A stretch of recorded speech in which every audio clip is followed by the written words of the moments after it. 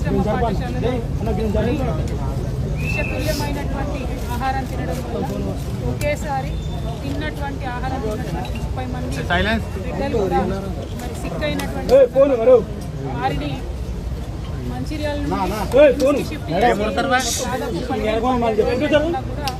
ఇప్పుడు నేను చూసి వచ్చినటువంటి పాప ఇంకా కూడా వెజిటేటివ్ స్టేట్లోనే ఉన్నది. దాదాపుగా వెంటిలేటర్ మీదనే చాలా రోజుల నుంచి ఉన్నటువంటి సందర్భం.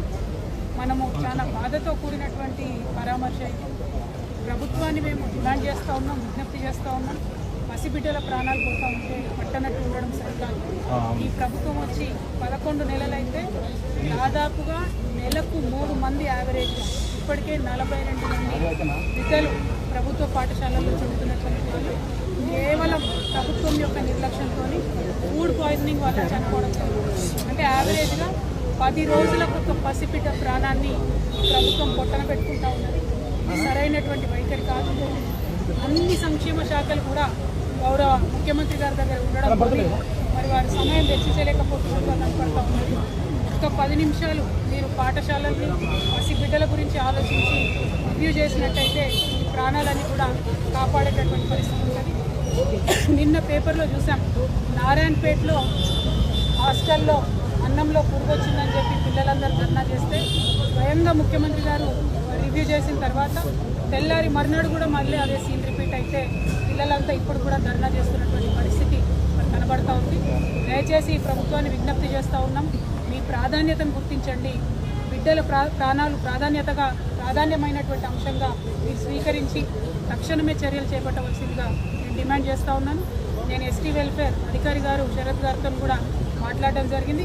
మరి వారు మేము చూస్తున్నాము, అన్ని రకాలుగా చర్యలు తీసుకుంటున్నామని చెప్తున్నప్పటికీ ఆదిలాబాద్ టు ఆలంపూర్ మీరు ఏ ఒక్క పాఠశాల చూసినా, ప్రభుత్వ గురుకుల కావచ్చు, ఆశ్రమ పాఠశాల కావచ్చు, ఏది చూసినా కూడా ప్రతి పాఠశాలలో ఏదో ఒక ఇన్సిడెంట్ జరిగింది. ఈ 42 మంది పిల్లలు 11 నెలల్లో చచ్చిపోయింది. అన్ని జిల్లాల నుండి ఉన్నారు.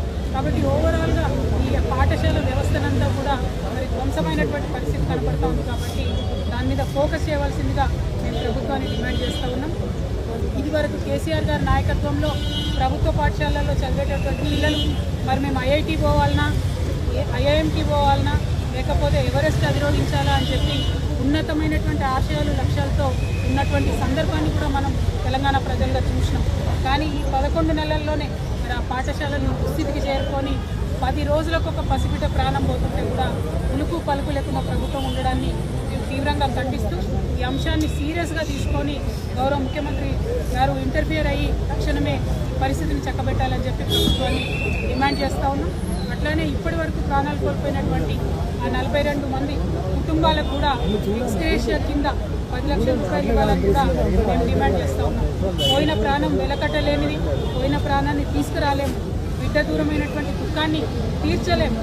కానీ వారి ఆర్థిక కష్టాలలో స్వావలంబన ఇవ్వాల్సినటువంటి కనీస బాధ్యత ప్రభుత్వానికి ఉంటుంది. కాబట్టి 10 లక్షల రూపాయల ఎక్స్గ్రేషియా కూడా ఆ పిల్లల కుటుంబాలకు ఇవ్వాలని చెప్పి సందర్భంగా డిమాండ్ చేస్తూ ఉన్నాం. Thank you.